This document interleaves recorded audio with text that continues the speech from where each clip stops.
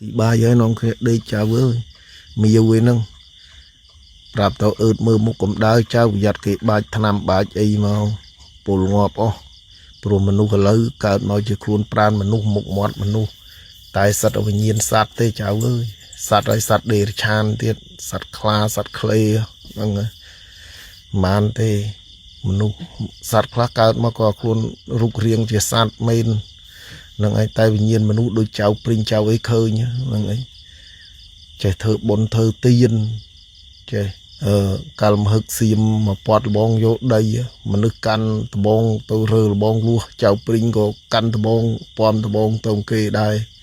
សិទ្ធិវិញ្ញាណមនុស្សក្រោយមកដើរសុំបាយសុំកាកសំណល់គេតាមផ្សារតូបទាវតូបអីយកមកចែកឲ្យឆ្កែផ្សេងអត់ឆ្កែអនាថាយស៊ីព្រីងរឹងដៃរឹងជើងហ៎ចៅ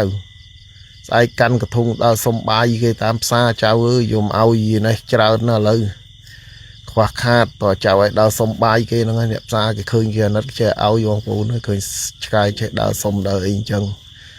ហ្នឹងអីអញ្ចឹងបានខ្ញុំប្រាប់ខ្ញុំមិនចង់ប្រហោះទេបងប្អូនឥឡូវលេងចង់ប្រហោះហើយបើវាមានអ្នកទៅតល់ច្រើនដូចឆេងលៀមដូចនិយាយអាននិយាយអីហ្នឹង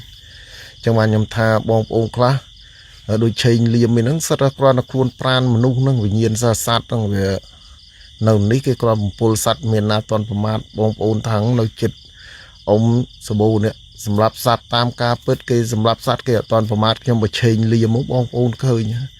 ខ្ញុំប្រហោះដៀលខ្ញុំសើឈួតនិយាយមួយឆ្កែប្រហោះអីឆ្កែអញ្ចឹងហើយអានឯសឹកពើបងប្អូនឃើញមនុស្សអស់ហ្នឹងមិននៅចិត្តសម្រាប់សត្វជាងគេទៀតនៅចិត្តសត្វ